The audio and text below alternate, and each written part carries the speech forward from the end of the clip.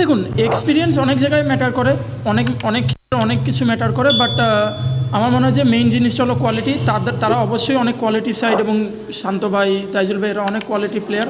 But আমাদের টিমে যে এক্সপিরিয়েন্স নেই এমন কিন্তু না। আমাদের নাইম ভাই আছে, তানভীর ভাই আছে, আরিফ ভাই আছে, আমাদের টিমেও এক্সপিরিয়েন্স আছে। তো আমার মনে হয় যে আমরা মানে এক্সপিরিয়েন্স বা এই জিনিসগুলোকে আমরা অনেক সময় বেশি আখ্যায়িত করি বা বেশি মহিমান্বিত করতে চাই। বাট আমার কাছে মনে হয় যে যদি কোয়ালিটি থাকে, সেটা ম্যাটার করে না যে কে কতটা এক্সপিরিয়েন্স বা কে কতটা তরুণ।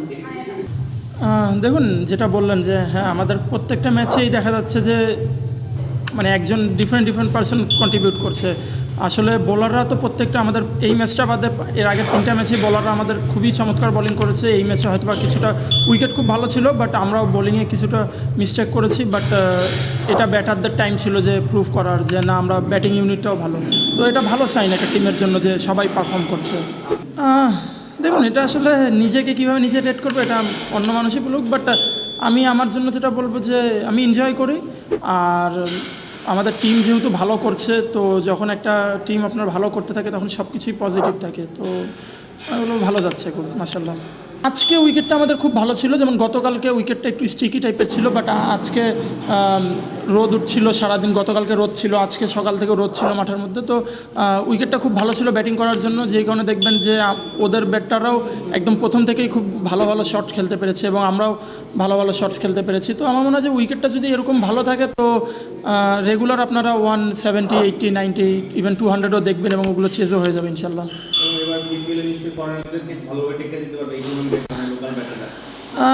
দেখুন, আসলে এনসিএলটা যেভাবে যাচ্ছে, যে তো আশা করা যায়, বাট ইউ নেভার নো যে কখন গিয়ে কী হবে। বাট যেভাবে ব্যাটসম্যানরা ভালো খেলছে, তো আমি বলবো যে ইনশাল্লাহ এবার মানে দেশি ব্যাটাররা ভালো করবে।